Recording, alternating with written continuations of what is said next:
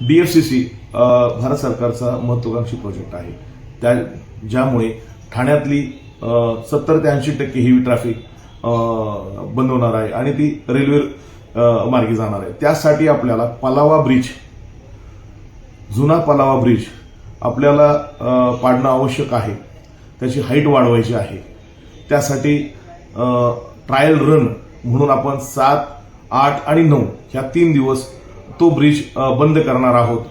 त्यानंतर त्या ठिकाणची आपल्याला जी ट्रॅफिक आहे ती डायव्हर्ट करणार आहोत। एक तर ती ट्रॅफिक आपण जुन्या ब्रिजमध्ये पैकी एक जो ब्रिज आहे त्याच्यावर डायव्हर्ट करणार आहोत जाणाऱ्या ब्रिजवर, आणि जी पलावा सिटी आणि कासारियो यांना डोंबिवलीकडे जे जाणार आहेत त्यांना तिकडे न जाता त्यांनी पुढे जाऊन देसाई नाक्याच्या पहिले एक आपण युटर्न क्रिएट केलेला आहे। त्या युटर्न घेऊन त्यांनी जो नवीन पलावा ब्रिज आहे त्या ब्रिजवरनं त्यांनी कल्याण आणि डोंबिवलीच्या दिशेने मार्गस्थ व्हायचं आहे। त्या दरम्यान आपण 3 दिवस पूर्णपणे हेवी ट्रॅफिक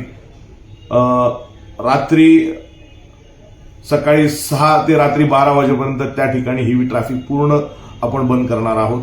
बाकी ज्यांना त्या ठिकाणी प्रचंड ट्रॅफिक जाम होण्याची दाट शक्यता आहे, त्यामुळे डोंबिवलीकरांनी ज्यांना नवी मुंबईला जायचं असेल तर त्यांनी मोठागाव, मानकोली, खारेगाव मार्गे मुंबईला जावं।